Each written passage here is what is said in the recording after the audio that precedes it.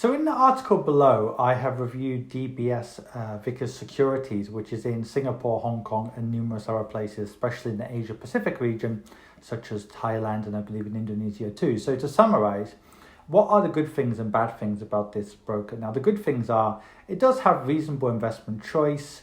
The costs are not too bad, not the lowest, but not too bad at all. And they are in multiple countries, so that's a pretty good thing. I think the main negatives though is on this platform you see a lot of people with what's called home country bias. Now there's a lot of Singaporeans buying Singaporean stocks, Hong Kong locals buying Hong Kong stocks, when in reality on any kind of measure the Singapore stock market, even the Hong Kong stock market, is more risky than the US stock market.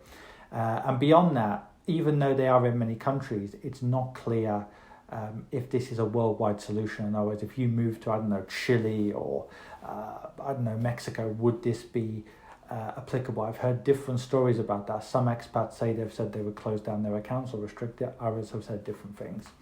And also, I think another key thing is they do change their policies quite a lot. So they actually used to be much cheaper than they are, but they've subsequently changed their policies. So because they're actually quite a big institution, because they're linked to DBS Bank, that is a negative in a big way because, of course, they have loads of customers.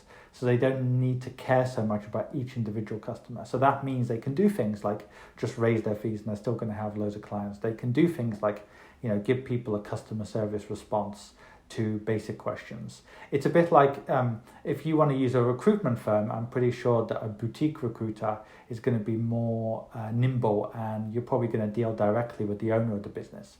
Whereas a huge multinational recruiter is going to be just, a customer service person, a minion. The same thing for a real estate agent or whatever. So in general, I'd say investing is very much the same. If you're dealing with a boutique provider, you might actually be dealing with the owner, him or herself, who has great experience, whereas with the bigger banks or whatever, you're often dealing with a customer service person who doesn't really know that much about investing, they just know the basics.